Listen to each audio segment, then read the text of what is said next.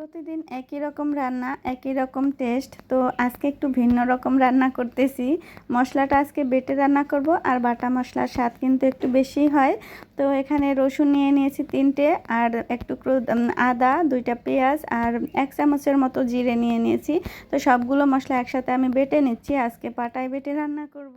ব্লেন্ডারেও blend করতেছি না, কারণ বাটা মশলার স্বাদের সাথে কোনো মশলাই তুলনা হয় না। তো আজকে আমি বাইং মাছ ভুনা করব, এই জন্য হচ্ছে মশলাটা বেটে রান্না করতেছি। বাইং মাছ যেহেতু আমরা সচরাচর বেশি একটা খাওয়া হয় না, আমাদের অনেক বছর পরেই বলতে পারো বাইং মাছ নিয়ে আসে। আমি তো এর আগে বাইং মাছ কখনো খাইও নি। বাবুর আব্বুর খুব পছন্দ এই মাছগুলো। তো যাই হোক, এখানে বাইং মাছটা খুব ভালো করে ধুয়ে নিয়েছি। এখন হলুদ লবণ মাখিয়ে মাছগুলোকে ভেজে নিব। আমি আজকে হচ্ছে ভেজে রান্না করব, ভেজে মাছটা ভুনা করব। এর আগের বারে হচ্ছে হাতে মাখিয়ে রান্না করছি, সেটাও ভালো লাগছে খেতে। বাট আমরা তো সব সময় ভাজা পছন্দ করি, তাই আজকে ভাবলাম আজকে মাছটা ভেজে রান্না দেখি আজকের টেস্টটা কেমন আসে। যাই হোক, মাছগুলোকে উল্টে পাল্টে আমি ভেজে নিচ্ছি। এর আগে কখনো বাইং মাছ এভাবে রান্না করা হয়নি, এই প্রথমবার বাইং মাছ ভেজে রান্না করতেছি।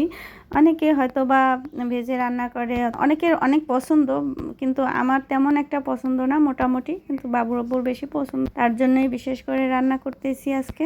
যাই হোক, আমার মাছ ভাজা হয়ে গেছে। আমি কড়াই বসিয়ে দিয়েছি মাছ রান্না করার জন্য। এর জন্য সরিষার তেল দিয়ে দিচ্ছি পরিমাণ মতো, আর দিচ্ছি সেই বাটা মশলাটা। প্রথমে অর্ধেকটা দিয়ে দিয়েছিলাম, পরে আমার কাছে কম মনে হয়েছে, পরবর্তীতে পুরো মশলাটাই আমি দিয়ে দিচ্ছি।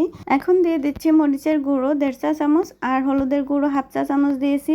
সামান্য একটু পানি দিয়ে মশলাটাকে খুব ভালো করে কষিয়ে নেব, আর অফ ক্যামেরায় লবণও দিয়ে দিয়েছি। যাই হোক, এখানে আরও 2টো মরিচ কেটে দিচ্ছি। এখন মশলাটাকে খুব ভালো করে কষিয়ে নিয়েছি। আমার মশলাটা কষানো হয়ে গেছে। আমি এখন ঝোলের জন্য পানি দিয়ে দিচ্ছি। তো ঝোলটা ফুটে উঠলে এরপর মাছগুলো দিয়ে দেব এর মধ্যে। তো এই তো আমার ঝোলটা কিন্তু ফুটে উঠেছে।